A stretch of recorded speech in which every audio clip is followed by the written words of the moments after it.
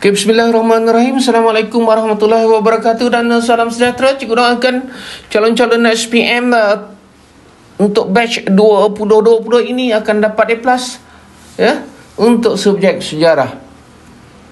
Kita teruskan dan sebelum ini kita telah selesaikan pengaruh Islam di negara kita atau digunakan di negeri Melayu ataupun apa saja yang sesuai seperti tanah Melayu. Kita telah selesaikan pendidikan. Okey. Kemudian kita selesaikan serentak, ya, iaitu bahasa, sastra, kesenian dan gaya hidup. Hari ini kita teruskan dalam tutorial ke-17 ini untuk aspek perdagangan, mata wang, ya.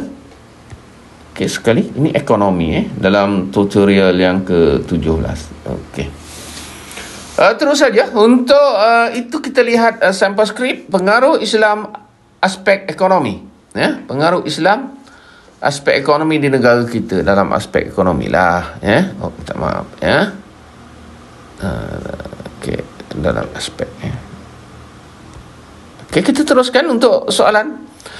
Terangkan faktor kepesatan perdagangan Melaka selepas menerima pengaruh Islam. Okey.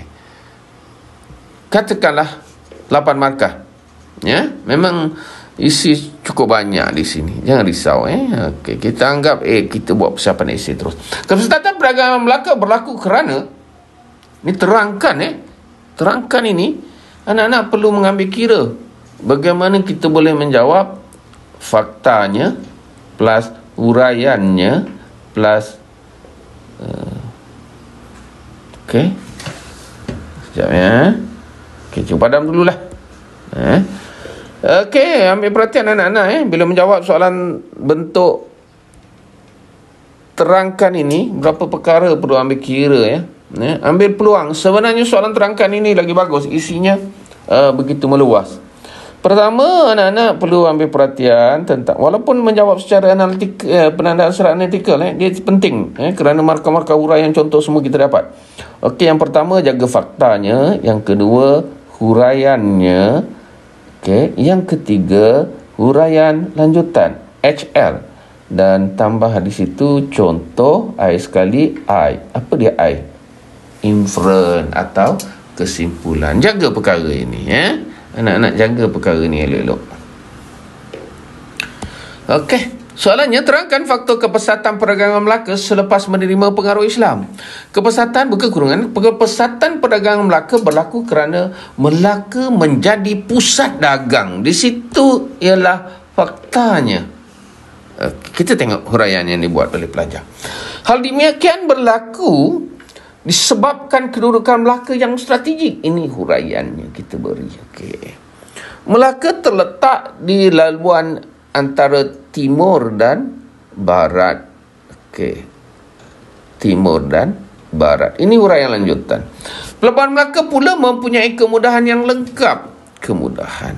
Okey, satu lagi huraian lanjutan. Seperti gudang dan membaiki kapal. Okey. Ada contoh diberi di situ. Satu markah untuk gudang. Buka kurungan. Peranan pembesar telah memajukan Melaka. Pembesar, okey, seperti Laksmana yang berperanan menguruskan hal kelautan. Syah Bandar pula menjadi ketua pelabuhan. Undang-undang Laut Melaka telah membantu tugas nahoda. Boleh beri markah membantu tugas nahoda dan jurumudi, ya. Kepesatan juga berlaku kerana tertinggal ni kerana ni. Patutnya tambah kerana, ya. Okay. Kepesatan juga berlaku kerana ramai pedagang dari seluruh dunia.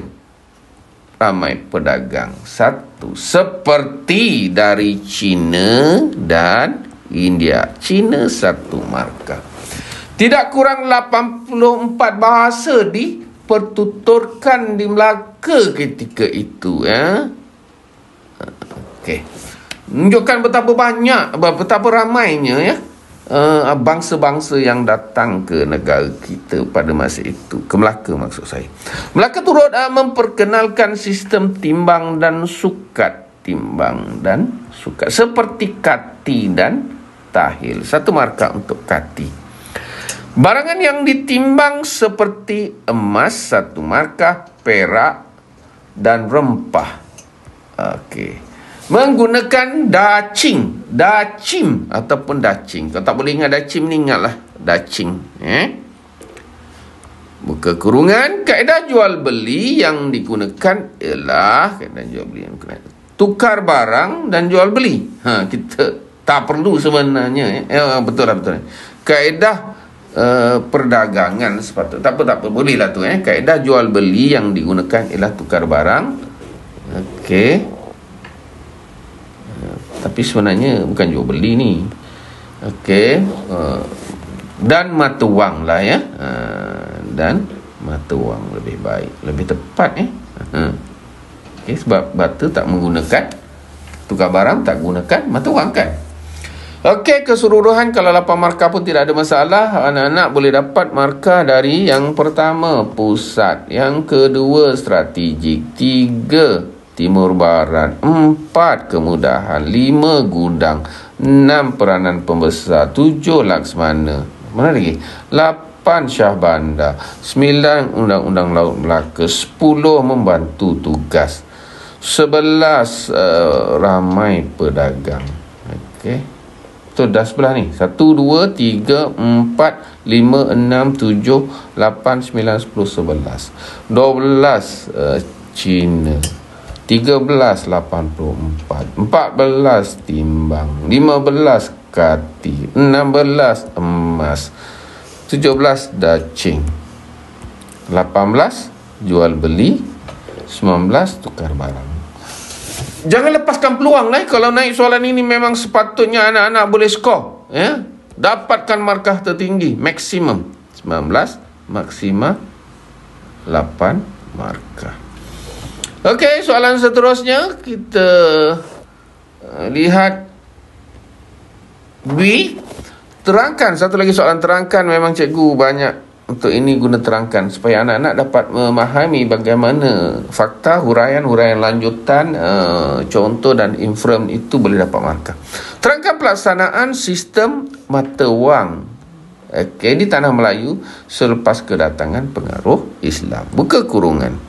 Sistem mata wang asing digunakan di Melaka. Mata wang asing 1 markah. Seperti mata wang Pasai 1 markah, Hormuz dan Cambay. Negeri Melayu pula menggunakan timah 1 markah sebagai wang. Nama Sultan 1 markah serta tarikh Islam 1 lagi markah telah dicatatkan pada mata wang. Di Johor, wang timah dikenali sebagai wang katun 1 markah yang mempunyai tulisan Jawi. Okey. Jawi. Okey. Mana nak letak tu? Sinilah ya. 1 markah untuk Jawi atau Arab. Sementara mata wang timah Kedah pula tercecil kat situ. Pula berbentuk seekor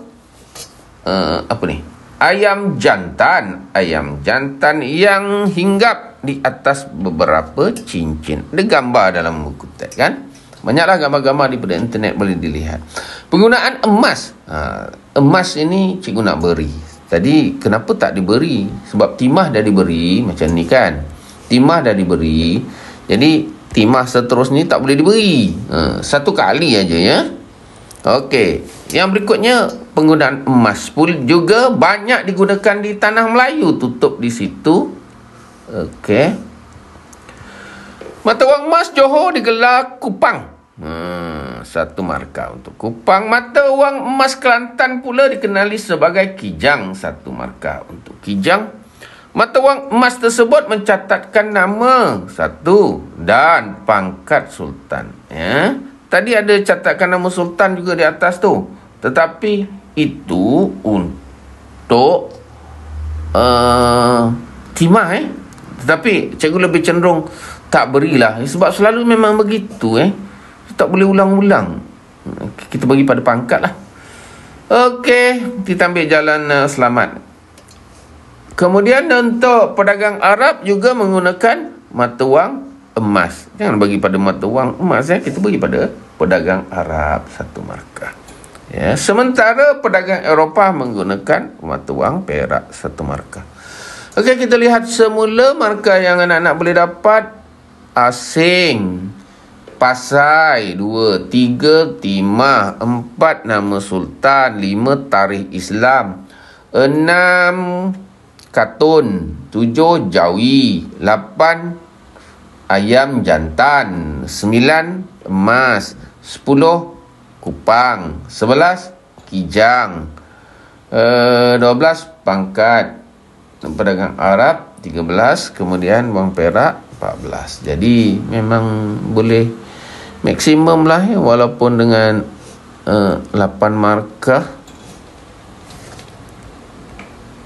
Apa tadi? 14. 1, 2, 3, 4, 5, 6, 7, 8, 9, 10, 11, 12, 14 ya. Okey, harap cikgu doakan yang tutorial ini nanti kalau keluar soalan ini semua boleh diingat. Pilihlah mana-mana kata kunci atau patah perkataan yang anak-anak boleh ingat. Tak perlu banyak, secukupnya ya. Pastikan dia tepat tu.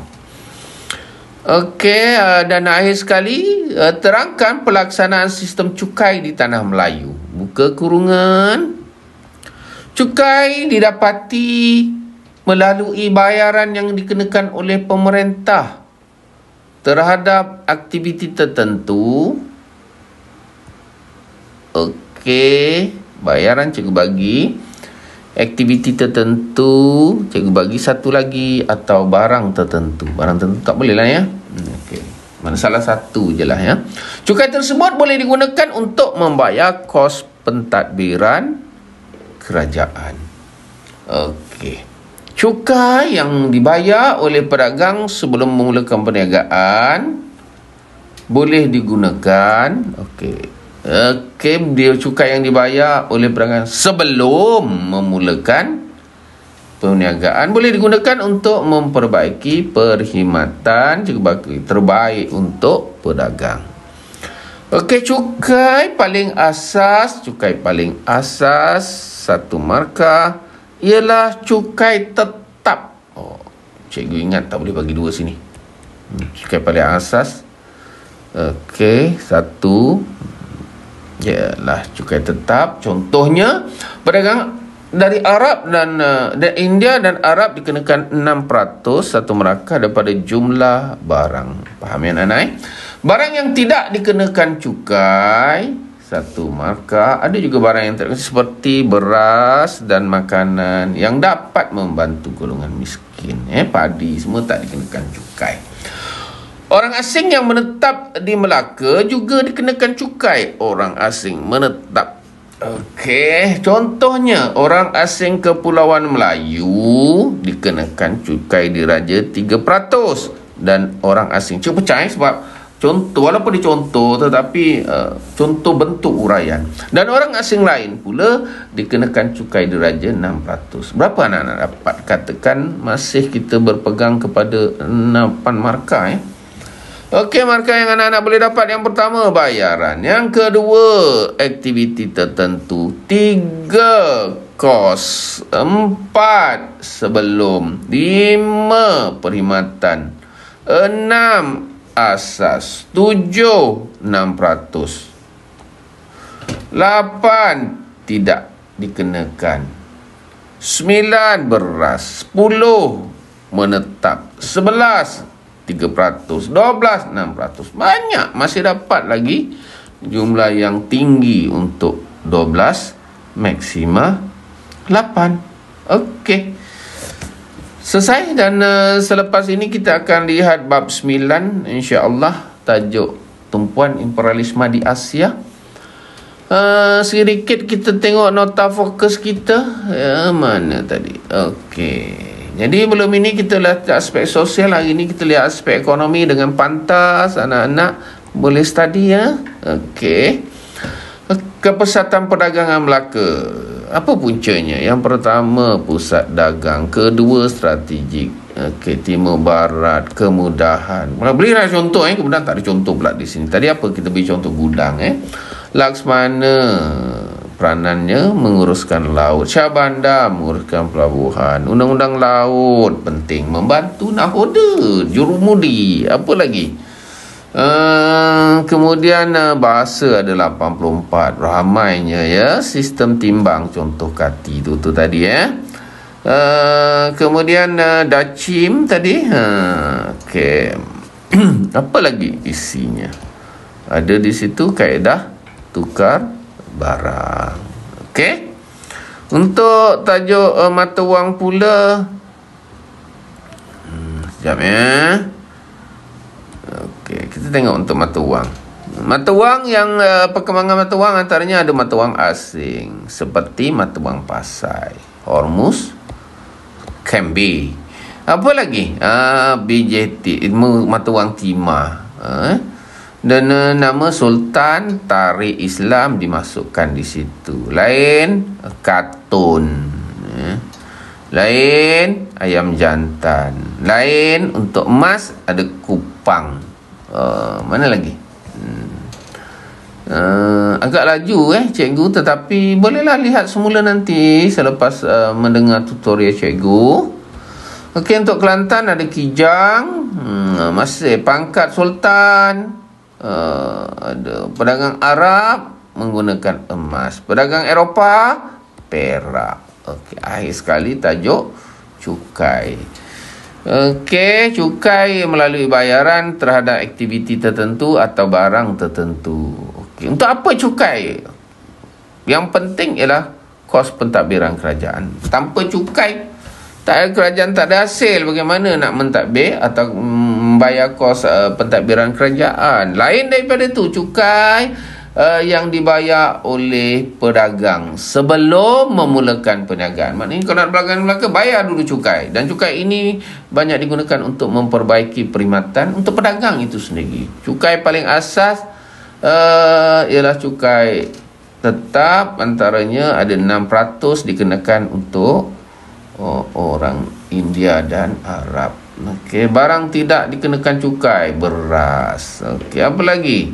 Orang asing yang menetap juga dikenakan cukai. Contohnya orang asing kalau dia dari Kepulauan Melayu, maksudnya Kepulauan Melayu ni Nusantara lah, daripada Indonesia, daripada sejauh Sulawesi, di alam Melayu itu, kalau datang ke Melaka, mereka cukainya cuma 3% saja, cukai diraja. Okey, orang asing ni mungkin daripada China, Arab dan merata dunia, sampailah ke Eropah. Orang Portugal semua tu dah mula datang kan. Mereka akan bayar cukai yang lebih tinggi, iaitu 6%. Itu saja, selesai untuk tutorial kali ini. Kita jumpa lagi. Dan cikgu sentiasa mendoakan anak-anak yang mengikuti tutorial cikgu akan dapat A+ sejarah, insya-Allah. Terima kasih. Assalamualaikum warahmatullahi wabarakatuh.